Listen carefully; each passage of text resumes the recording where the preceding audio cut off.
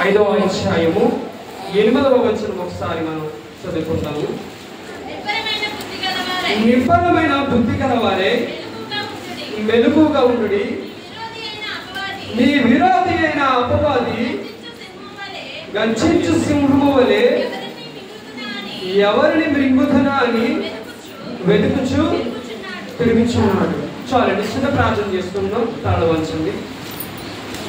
గొప్ప దేవుడా, సర్వశక్తిమంతుడా, నీ యొక్క చదవబడినటువంటి లేఖనంలో ఏమి రాయబడి ఉందంటే కనుక, నిబ్బరమైన బుద్ధి గలవారే మెలకువగా ఉండుడి, నీ విరోధి అయిన అపవాది గర్జించు సింహము వలె ఎవరిని మృంగుతున్నా అని వెతుకులాడుచున్నాడు అంటుంది. నిజమే కదా? ఈ రోజుల్లో చూస్తే కనుక ప్రియులారా, అపవాది యొక్క బలము చాలా ఎక్కువగా ఉంటుంది, దేవుని పిల్లలైనటువంటి శక్తి చాలా తక్కువగా ఉంటుంది. అవును కదా? మనం గమనించినట్లయితే ప్రియులారా, చాలా సందర్భాలలో కూడా మన కళ్ళ ముందే దేవుని పిల్లలైన వారు, దేవుని కుటుంబంలో దేవుని పిల్లలుగా ఎదగబడుచున్న వారు, పిలువబడుచున్న వారు కూడా ఒక్కొక్కసారి మన కళ్ళ ముందే చనిపోతూ ఉంటున్నారు. మరి వాటిని మనం ఏమనుకోవాలంటే కనుక, అది ఒక్కొక్కసారి ప్రశ్నగానే మిగిలిపోతూ ఉంటుంది. వీడు ఇది పాపం చేశాడా అని చనిపోయాడా? అరే, నిజమైనటువంటి దేవుని యొక్క భయభక్తులు కలిగినటువంటి పిల్లలు కూడా చనిపోతూ ఉంటారు. అటువంటి సందర్భాలలో కూడా మనకి ఏమనిపిస్తుంది కనుక, వాడు ఏమి తప్పు చేశాడా అని అనిపిస్తూ ఉంటారు. లేదు లేదు, అయితే దేవుని చిత్తము ఒకటి ఉంటుంది, అది మనకు అర్థం కాకపోవచ్చు. కానీ అది ఏదైనప్పటికీ కూడా మనము పరలోక రాజ్యం చేరినప్పుడు మనకు అర్థమవుతూ ఉంటాయి కొన్ని కొన్ని విషయాలు. నేల మీద ఉన్నప్పుడు మనకి ఏమి అర్థం కాదు పిల్లలు. అయితే గర్జించు సింహం వలె అపవాది మాత్రము తిరుగులాడుతున్నాడు మాత్రం వాస్తవము. అపవాదికి మీరు ఎంత మాత్రము కూడా చోటు ఇవ్వద్దు పిల్లగా. అపవాదికి చోటు ఇవ్వకూడదంటే మనం ఏం చేయాలండి? ఏం చేయాలి? నిత్యము సంఘముతో సహవాసం కలిగి ఉండాలి, నిత్యము ప్రార్థనతో ఉండాలి, నిత్యము వాక్యము వినేవారిగా ఉండాలి, వాక్యము చదివే వారిగా ఉండాలి. అలాంటప్పుడే సంఘము ఎలా ఉంటుందంటే మెలకువగా ఉంటారంటే. ఎంతమంది మెలకువగా ఉంటున్నారు? ఎంతమంది దేవుని యొక్క రాకడ కొరకు సిద్ధపాటు కలిగి ఉంటున్నారు పిల్లరా?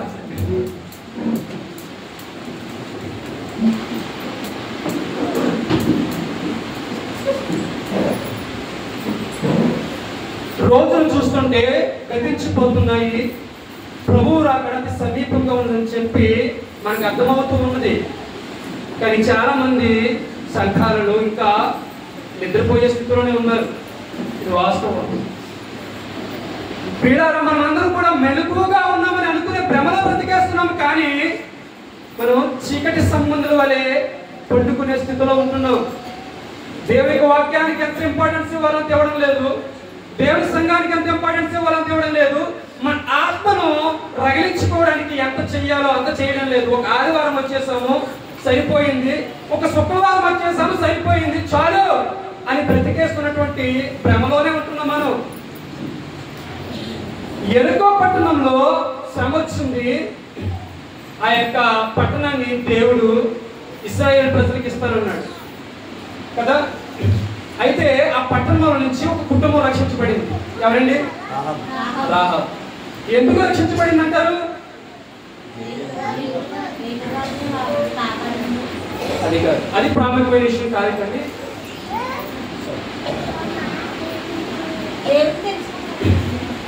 రాహాబు యొక్క కుటుంబం కాపాడబడిందంటే దేవునికి భయపడింది.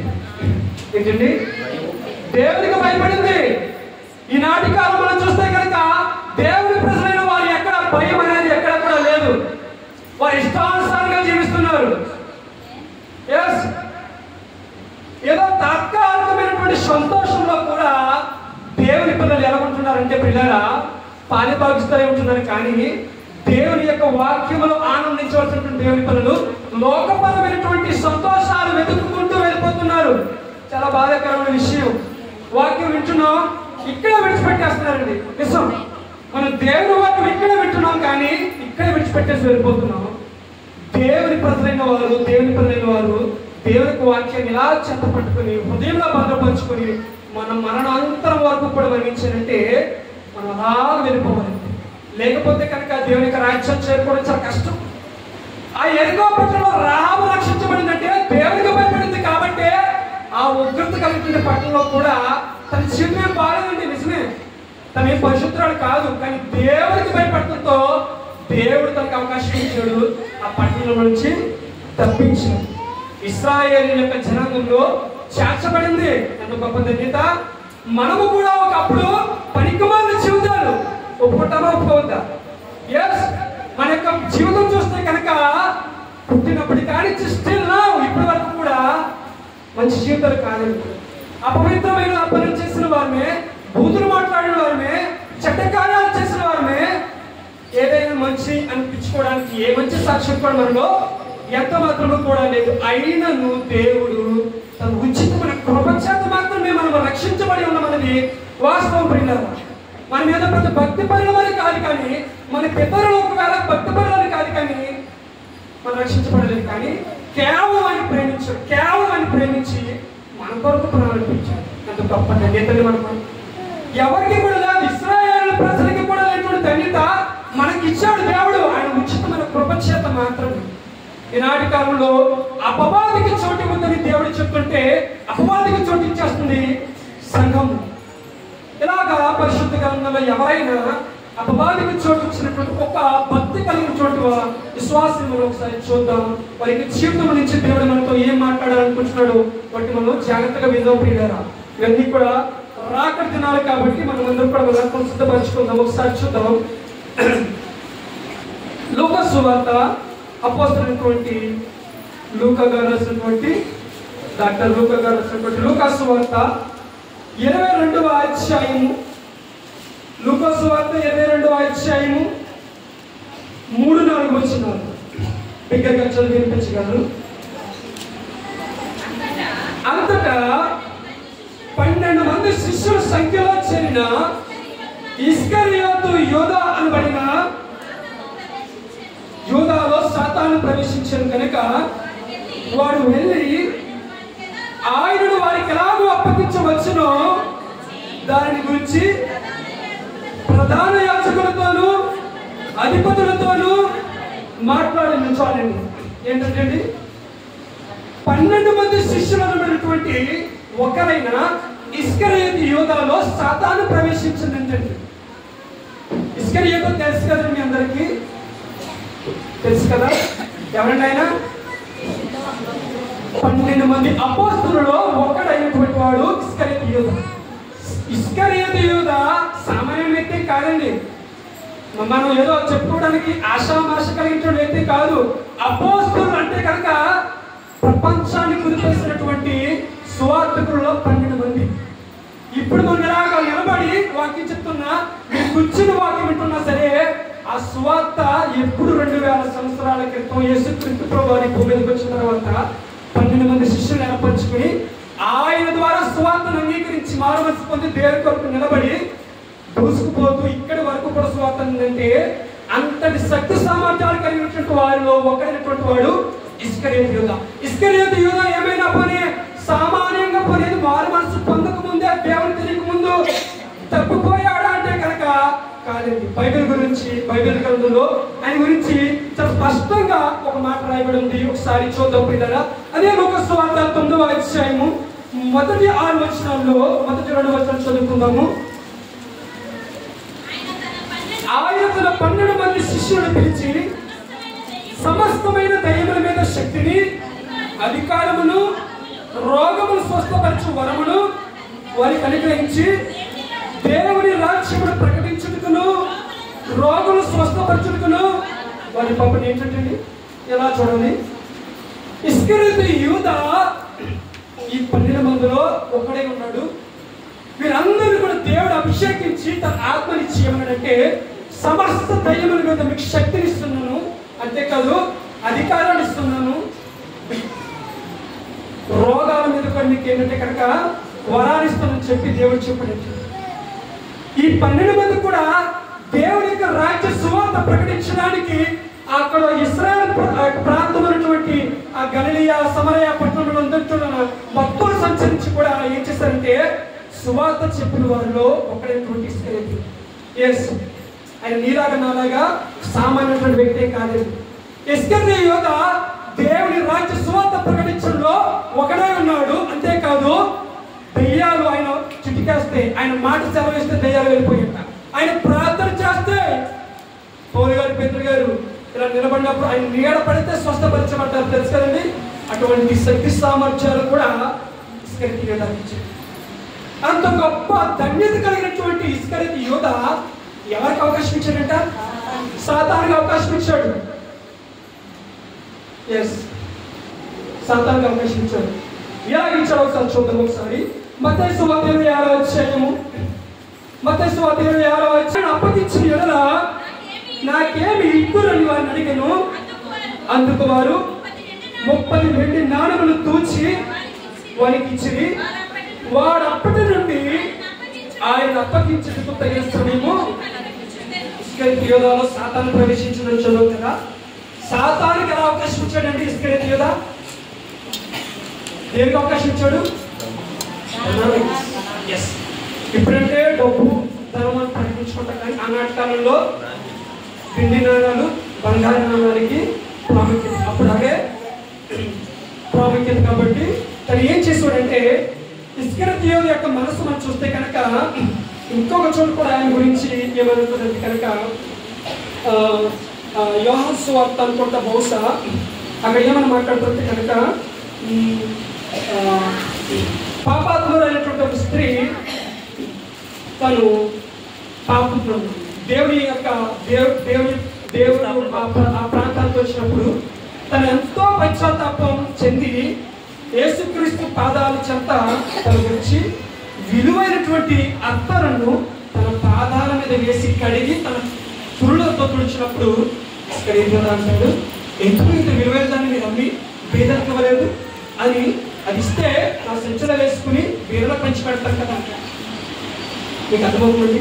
ఇస్కరియోతు యూదా యేసుక్రీస్తు ప్రభువుని వెంబడించింది ఎందుకంటే కనుక ఆహారం దొరుకుతుందని చెప్పి వెంబడించాడు.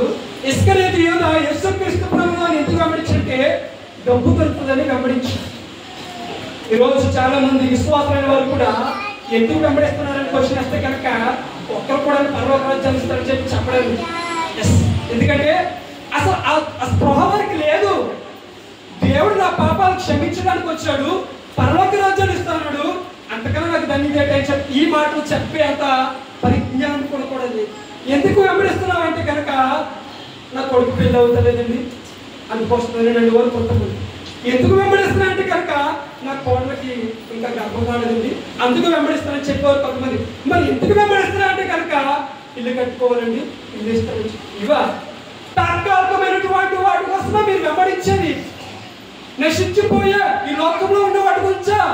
యోహాను సువార్త యోహాను పత్రిక 1వ అధ్యాయం ఏమని చెప్పినట్టు కనుక యేసుక్రీస్తు ప్రభువారు భక్తుడు యోహాను గారు 1వ యోహాను పత్రిక 2వ అధ్యాయం 15-16 వచనాలు ఏమన్నది కనుక, ఈ లోకమునైనను లోకములో ఉన్న వాటినైనను ప్రేమించబడి ఎవడైనా లోకమును ప్రేమించిన యెడల తండ్రి ప్రేమ వారిలో ఉండదు.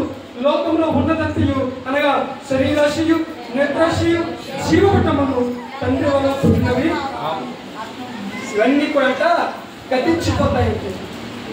అవునా కదా? గతించిపోతాయా ఉంటాయండి. ఇప్పుడు భూమి 1 ఎకరం నేను కొన్నానండి, రిజిస్ట్రేషన్ ఏం చేసుకున్నాను. ఇప్పుడు నేను చచ్చిపోయినప్పుడు భూమి నాతో పాటు తీసుకెళ్ళిపోతారా? తర్వాత నా కొడుకుంటాడండి, ఆడ కూడా చచ్చిపోతాడండి. భూమి ఎక్కడ ఉంటుందండి? భూమి మంది ఇల్లు మని అనుకుంటాం, కానీ ఇవన్నీ కూడా దేవుడు మన కొరకు సిద్ధపరిచాడు. అంటే ఇవేమి మనం తీసుకెళ్ళలే. చాలా మంది విశ్వాసమైన వారు ఏం చేస్తున్నారంటే కనుక దేవుని యొక్క వాక్యానికి ఆధారమైనటువంటి ఇంపార్టెన్స్ మనం ఇవ్వడం లేదు. ఏదో డబ్బు సంపాదించుకుందాం అని చెప్పి వెళ్ళిపోతున్నాం. అది విదూరం అంటే దేవుడికి ఇవ్వాల్సిన సమయాన్ని మనం దొంగలిస్తున్నాం. అంతే వాక్యంలో వెతకలేకపోతున్నాం. ఈ లోకంలో చల్లారిపోయే వారి గురించి మన యొక్క స్ప్రయోగం అంటే కనుక మెలుగుగా లేకపోతున్నాం, చీకటి సంబంధం వల్లే ఉంటున్నాం. ఇది చాలా బాధాకరమైన విషయం. డబ్బు అవసరమే, నేను సంపాదించిన అనలేదు, కానీ మనకి ఎంతవరకు అవసరమో అంతవరకు. నీ ఆత్మను చల్లారి చేసుకుని ఈ లోపల డబ్బే సంపాదించుకుంటే అది పెద్ద ఉపయోగం ఏముండదండి. మన భారతదేశంలో ధనవంతులైనటువంటి ఒక వ్యక్తి నా పేరు చెప్పండి. భారతదేశంలో కుబేరుడు ఎవరండి? తెలుసు కానీ చెప్పలేకపోతున్నారు. ఎవరండి? ముఖేష్ అంబానీ. నాకు తెలిసండి మీ అందరికీ ముఖేష్ అంబానీ. డబ్బు డబ్బు అని పరిగెత్తున్న వాడికి డబ్బు విలువ ఏంటో తెలియచేసినట్టే. అంటే ఈ ప్రపంచంలో డబ్బు అంటేనే గౌరవం, ఈ డబ్బు ఉంటేనే మర్యాద అని అనుకుంటారు. కాదు కాదు కాదు, డబ్బు కంటే ప్రాముఖ్యమైన ఒకటి ఉంది అని దేవుడు తెలియచేశాడు. తనకి ఎంత డబ్బు ఉందో మనకే తెలియదు, ఆయన కూడా తెలియదు. అంత డబ్బు ఉంది. కానీ తన కుమారుడు ఒక చిన్న రోగం ఉంది. పెద్ద రోగం కాదు, తనకి ఎయిడ్స్ కాదు, గుండె పోయి కాదు, కిడ్నీలు పోయి కాదు, ఏమీ కాదు. ఏదైనా ప్రపంచంలో కొనుక్కోగల క్యాపబిలిటీ ఉన్నవాడు. తన భార్య పుట్టినరోజుకి జస్ట్ ఒక 6,000 కోట్లతో ఇల్లుకు కొనిచ్చేసాడు. జస్ట్ 6,000 కోట్లతో జస్ట్ పుట్టినరోజు గిఫ్ట్ ఇచ్చాడు. మనకిస్తే కనుక మన యొక్క రాష్ట్రం అంతా బాగుపడిపోతుంది నిజంగా, అవునా కదా? అంత డబ్బు ఉన్నా సరే తనకు ఒక ఉన్న రోగానికి ప్రపంచంలో ముందే లేదు. చూసారండి దేవుడు ఎంత గొప్పడు. దేని బట్టి అయితే మనం గర్విస్తామో, దేని బట్టి అయితే మనం అతిశయిస్తామో అది తాత్కాలికమైనది అని చెప్పి దేవుడు తెలియజేస్తున్నాడు. డాక్టర్లు వచ్చారు, టెస్ట్ చేశారు. నాకేమన్నాడు, 100 కోట్లు తీసుకున్నాడు ఒక ఆయన. 280 కేజీలు పెరిగిపోయాడండి. 280 కేజీలు పెరిగిపోతే 100 కేజీలు తీసుకొచ్చాడంటండి కూడా. ఆటగా తీసుకురాగానే అమ్మాయి అనుకున్నాడు. జస్ట్ 3 నెలలు మళ్ళా 240 కేజీలు అయిపోయాడండి.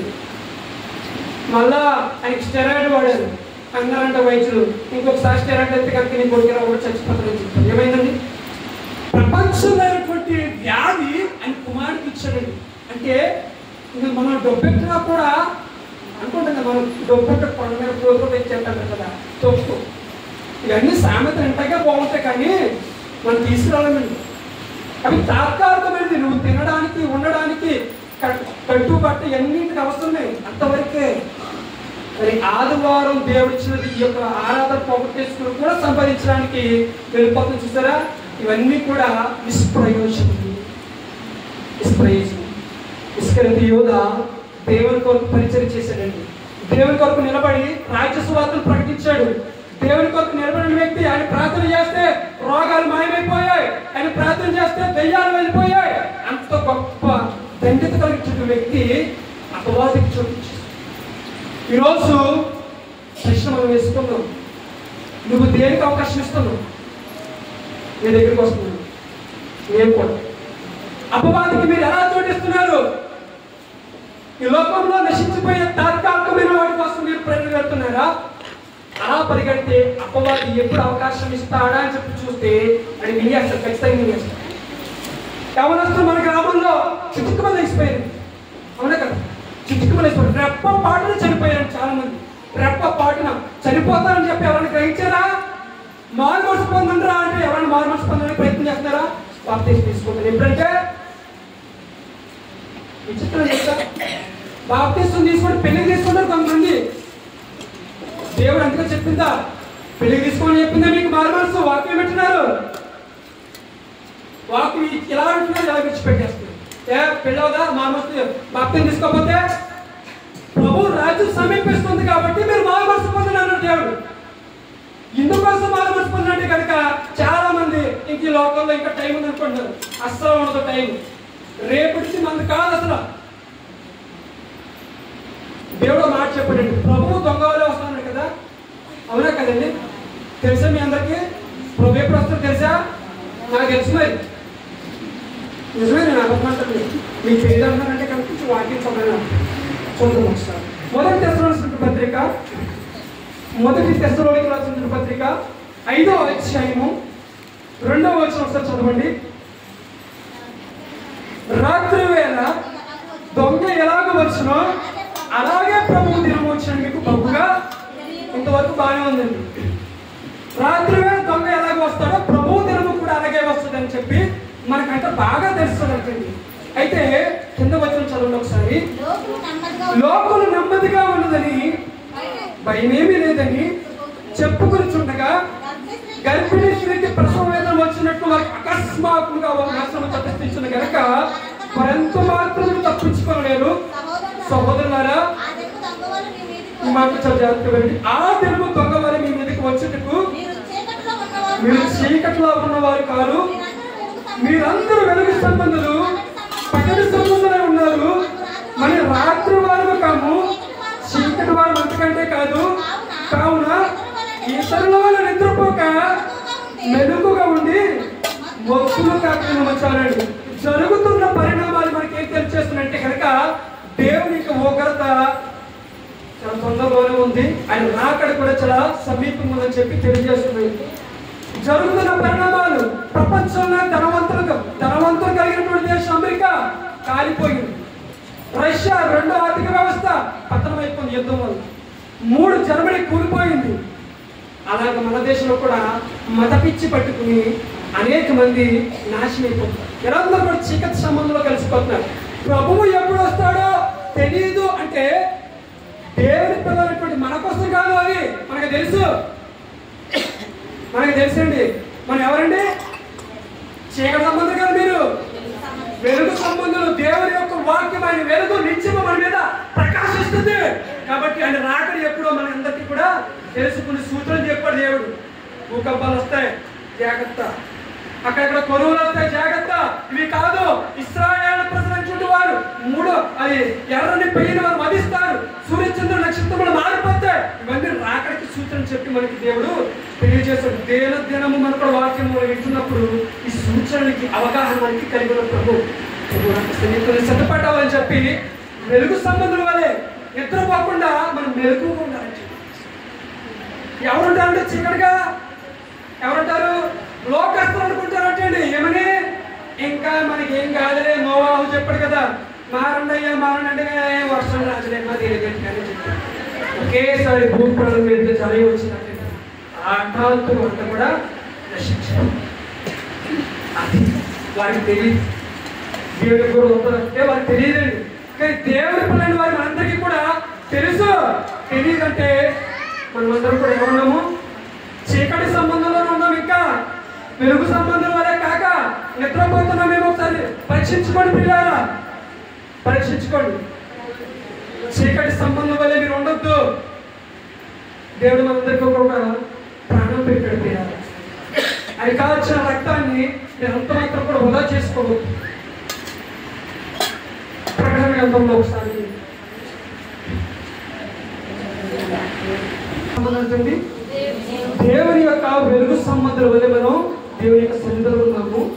దేవుని పిల్లలటువంటి మనమందరం కూడా నిద్రపోయే వారిగా కాక ప్రభు రాకడ కొరకు ఎదురు చూస్తే మెలకువగా ఉండి చూద్దాం పిల్లల. ఇంకొక వాక్య భాగ్యాలను చదువుకుని ముగించుకుందాము. ప్రకటన గ్రంథము 2వ అధ్యాయము 5వ వచనం.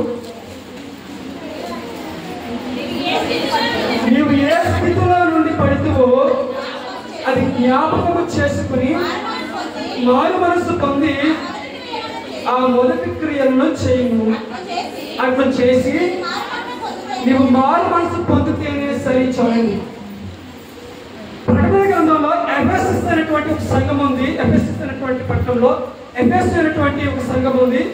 ఆ సంఘానికి ఏమని చెప్పారంటే కనుక నీవు ఏ స్థితిలో నుండి పడితేవో అది జ్ఞాపకము చేసుకోమని దేవుడు మాట్లాడుతున్నాడు. ఎఫెసస్ సంఘము చాలా మరి దేవుని యొక్క భయభక్తులు కలిగిన సంఘమే.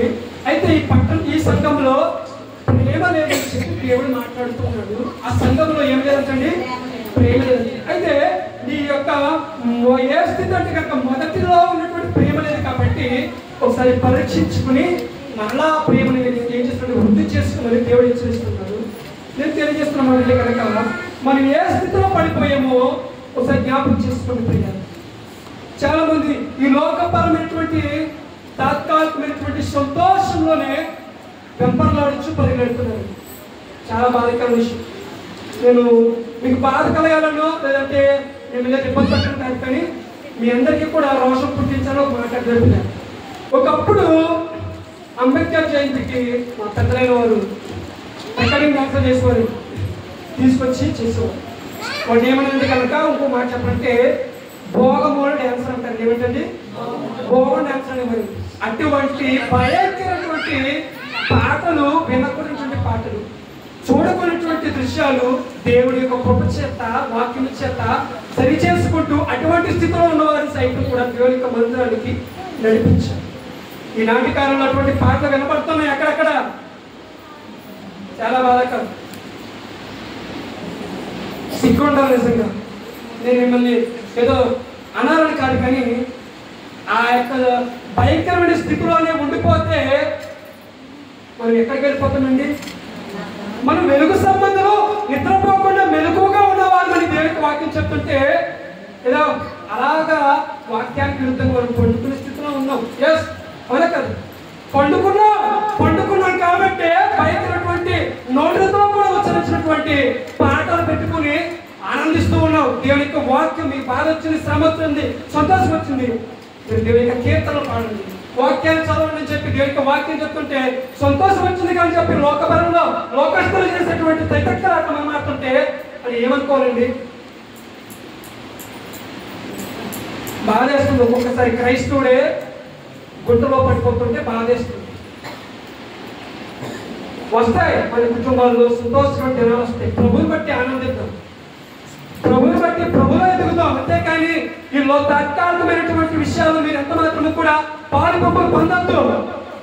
ఇలాగే ఉంటే కనుక నరకానికి వెళ్ళిపోతాం. ఆనందం వచ్చినప్పుడు కొన్ని రోజులు పెళ్లి అవుతుందని చెప్పి పెళ్లి చేసిన తర్వాత ఏమో సంఘానికి వస్తానని చెప్పినప్పుడు పెళ్లి రాత్రి పెళ్లి అయింది. పెళ్లి అయిన తర్వాత ఎందుకు వస్తానంటే కనుక పెళ్లి అయింది కదా సంతోషంగా ఉండడానికి. సంతోషంగా ఉండవలసిన దేవుని సన్నిధిలో మనం ఇక్కడ ఆనందించాలండి. పెళ్ళి అవుతుందని చెప్పి తల్లి ప్రార్థన చేయక పెళ్ళి అయితే మనం ఎక్కడ ఆనందించాలి? నువ్వు ఎక్కడ ఉన్నా సరే దేవుని సన్నిధిలోనే ఉండాలి. ఇదే మనందరికీ కూడా దేవుని పిల్లలకి మేలు ప్రియురాలు. ఇస్కరియోతు యోధాలో సాతాను ఎలా ప్రవేశించాడో మనం విన్నాం. మనం ఏ అవకాశాలు ఇస్తున్నామో చూడండి. అది ఏదైనప్పటికీ కూడా సంఘంలో మనందరూ కూడా మెలుగుగా ఉండాలి ప్రియురాలు. ఒకప్పుడు విడిచిపెట్టినటువంటి ఆ యొక్క పాపాన్ని ప్రేరేపించేటువంటి పరిస్థితులన్నీ కూడా ఒకప్పుడు విడిచిపెట్టి వచ్చేసాము దేవుని కావాలని చెప్పి. కానీ ఈనాటి కాలం చూస్తే కనుక మరలా అదే చిగురిస్తుంది. మరలా చిగురిస్తుంది. పాపం అనేటువంటి చిగురు మరలా ఒకప్పుడు దేవుని వాక్యం చేత తుంచివేసాము. మరలా అది మొత్తానికి చనిపోలేదు కానీ చిగురిస్తుంది. చాలా మంది చిగురిస్తుంది. అందుకే మన కుటుంబాలలో అపవాది ఎవడు మింగేద్దామని చెప్పి అలాగ కళ్ళ పిచ్చులు వస్తున్నట్టు ఎలా చూస్తుంది సార్? గర్జించు సింహం అంటే తెలుసు కదండి. వాడి ఎముక మాంసాన్ని కూడా నుంచి చేస్తాడండి. అలాగ తినేస్తానికి అపవాది ఎలా చూస్తున్నాడంటే మనందరినీ ఎవడైతే అవకాశం ఇస్తాడో వాడికి ఖచ్చితంగా నరకాన్ని తీసుకెళ్ళిపోతాడు. మరి అపవాదికి చోటు ఇవ్వాలంటే మరి ఏం చేయాలంటే ఎఫెసీయులకు రాసిన పత్రిక 6వ అధ్యాయము, ఎఫెసీ పత్రిక 6వ అధ్యాయము అక్కడ దేవుడు చెప్తున్నాడంటే మీరు అపవాది తంత్రమును ఎదిరించుటకు శక్తివంతులైనట్లు దేవుడిచ్చు సర్వాంగ కవచమనంట ధరించుకోవాలి. మనం మెలుగుగా ఉండాలి, సిద్ధ మనసుతో ఉండాలి, విశ్వాసంతో ఉండాలి. అంతేకాదు దేవుడిచ్చిన వాక్యము చేత ప్రతి సమయమందును ప్రతి విధమైనటువంటి ప్రార్థనలు మనం ఏం చేయాలంటే పాలి భావిస్తాడు. నీ ఆత్మ చల్లారిపోతుందని నీకు అనిపిస్తుందా? దేవుని సన్నిధికి వచ్చి ప్రార్థన చేసుకో. ఒక ఆదివారమే ఒక ప్రార్థన కాదు, ప్రతిరోజు దేవుని సన్నిధిలో ఉండాలి. ఒకప్పుడు చేసేవారండి దేవుని యొక్క సంఘంలో నిజంగా మంచి ఆరాధన చేసేవారు. మంచి మంచి మంచి ప్రార్థనలతో సావాసంతో ముందుకు వెళ్ళిపోయేవారు. ఇప్పుడు అందరూ కూడా మనం ఏమన్నామంటే చల్లారిపోయిన స్థితిలోనే ఉన్నాం. వాస్తవం. నేను చల్లారలేదు, పైతో ఉన్నాను అని చెప్పుకుంటూ మోసపుచ్చుకుంటున్నాను. అలాగే మోసపుచ్చుకునే స్థితిలో ఉండిపోయావు. చాలా బాధాకరమైన విషయం. నువ్వు చల్లారిపోతున్నావు అనిపిస్తే దేవుని మందిరానికి రా, మోకలేసి దేవా నా ఆత్మ చల్లారిపోతుంది, నన్ను బలపరచు దేవాని నిత్యము దేవత సహవాసించు. శరీరాన్ని ఎంతసేపు నేను సుఖపడతానే చూస్తున్నా కానీ దీన్ని నల్ల కొట్టుకుని ఆత్మను బలపరచుకోవడానికి నన్ను ఎంతమంది కష్టపడ్డది. తిని తిని తిని తిని ఎంతసేపు కట్టండి. ఒకరోజు ఉపవాసం ఉండి ప్రార్థన చేయలేవా నీ ఆత్మ కోసం? చెల్లి నిజంగా బైబిల్ ఎగ్జామ్ పెడతామని ఆలోచన వచ్చినప్పుడు అది ఏదో పెట్టాలి అనే కాన్సెప్ట్ ఏదో మనం ఏదో వంటకం తెచ్చుకున్నాం కాదు. ఎందుకోసమైనా సరే మనం ఏంటంటే బైబిల్ తెరిచి చూపు వెళ్ళిపోయింది కనుక మన సిద్ధపరచుకోవడానికి ఎన్ని అవకాశాలు ఉంటే అన్ని అవకాశాలు మనం ఏం చేయాలంటే అందిపించుకోవాలి. నీ పనిలో నువ్వు నమ్మకంగా ఉండు, నీ ఉద్యోగంలో నువ్వు నమ్మకంగా ఉండు, నువ్వు ఎక్కడికి వెళ్ళినా సరే నువ్వు నమ్మకంగా ఉండు. దేవుని పనులకి చూస్తూ ఉంటారు అనేక మంది. నిన్ను వచనాన్ని మీకు చూపించి నేను సమయాన్ని అమ్మగారికి ఇచ్చేస్తాను. ఒకసారి చూద్దాం. మొదటి తిమోతికి రాసినటువంటి పత్రిక సంఘానికి మాదిరి అవ్వాల్సిన విశ్వాసం మనం ఎలాగైపోతున్నామంటే ఇక్కడ మొదటి తిమోతికి రాసినటువంటి పత్రిక 1వ అధ్యాయం 16వ వచనం. అయినను నిత్య జీవము నిమిత్తము తనను విశ్వసింపబోవారికి నేను మాదిరిగా ఉండులాగున యేసుక్రీస్తు తన పూర్ణమైన దీర్ఘశాంతమును ఆ ప్రధాని పాపని నా యందు కనపరిచినట్టు నేను కనికరించాను. అపోస్తలుడు పౌలు గారు ఏమంటున్నారంటే ఆ ప్రధాన పాపని నా యందు యేసుక్రీస్తు ప్రభువు కనికరించండి. ఆయన కనికరించకపోతే అపోస్తలుడు పౌలు గారు సౌలుగా ఉన్నప్పుడు ఏమైపోతుందంటే అదే స్థితిలో ఉంటే నరకానికి వెళ్ళిపోవలసిన వారు.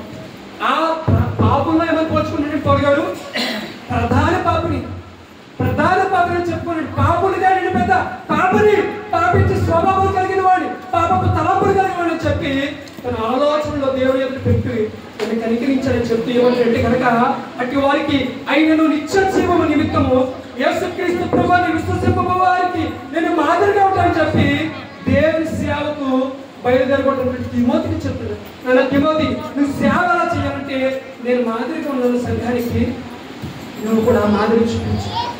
ఏంటి మన మాదిరి? అంబేద్కర్ జయంతి చేస్తే మనమే మాదిరి, దేవుని సన్నిధిలో పాట పాడితే మన మాదిరి, క్రిస్మస్ వాడు అన్ని విషయాలు వాడు మనది క్రైస్తవుడు అనేవాడు ప్రత్యేకమైన వాడు. యేసుక్రీస్తు ప్రభువారి గురించి ఇప్పటికీ ఆ శిష్యుల గురించి మనం చెప్పుకుంటామంటే అలా ప్రత్యేకంగా జీవించారు. నీ నోటి మాటల్లో ఏది ప్రత్యేకత? బూతులు, ఆ నోటికి తాళం వేయండి, చిక్కం వేయండి. మీరు నిద్రపోతున్న వారు ఒకసారి దేవునికి ఒకసారి అని చెప్తామా? హల్లెలూయా.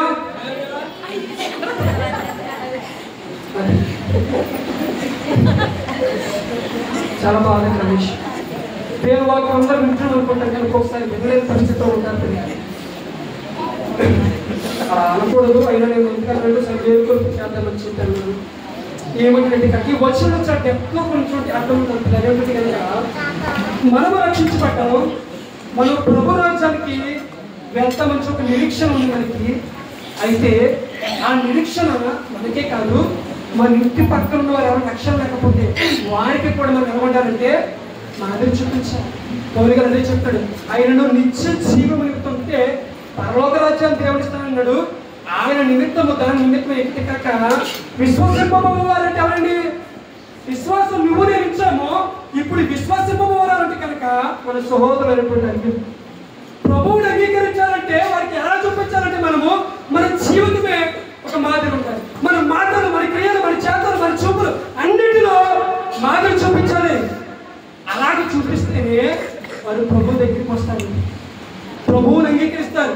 యేసుక్రీస్తు నిజమైన దేవుడని చెప్పి వారు అంగీకరిస్తారు. మన నోటు మాటల్లో ఒక్కొక్కసారి జగడాలు వచ్చినప్పుడు ఉంటాయండి. నిజ స్వరూపం చూస్తే ఏంటండి అసలు ఆడంటే ప్రేరేపడి అన్నింటిలో మనమే, రోడ్ల మీద వీధుల మీద మనమే ఉంటున్నాం. క్రైస్తువులో అనబడడానికి ఆ పేరు చెప్పడానికి కూడా సిగ్గుపోయాం. అపోస్తలుడు పౌలు గారు నిత్య జీవం ఎప్పటి పరలోక రాజ్యం ఇస్తున్న దేవుని కొరకు అన్ని విషయాలు తగ్గించుకొని మాదిరి చూపిస్తున్నాను. తన మాదిరి చూపించుకు బలమైన మాట నేను క్రీస్తుని పోల్చుకున్న ప్రకారము రాడికల్ పడింది. రాడికల్ స్టేట్మెంట్ ఎవరు చెప్పలేకపోయారు భక్తులైన వారు. అలాగే మన యొక్క జీవితాలు మనం కూడా ఇతనికి మాదిరిగా చూపిస్తూ క్రీస్తే మనం మాదిరి పెట్టుకుంటూ ముందుకు సాగిపోతాం. ఇస్కరియోతు యోధా ఎలాగైతే అవకాశం ఇచ్చాడు, మనం అవకాశం ఇవ్వక ఏ విషయాలు ఒకవేళ ఈ రోజు మన విషయాలు ఆటంకపరుచుకుని ఏ స్థితిలో పడిపోయామో ఒకసారి మనం జ్ఞాపకం చేసుకుని ఎవరు క్షమించమని పాలు పొందుకుంటూ మరి వాక్యాన్ని ముగిస్తున్నాను. ఒకసారి జ్ఞాపకం చేసుకుందాం. ఈ దేవుడు కొంతమంది దీవించిన కాక.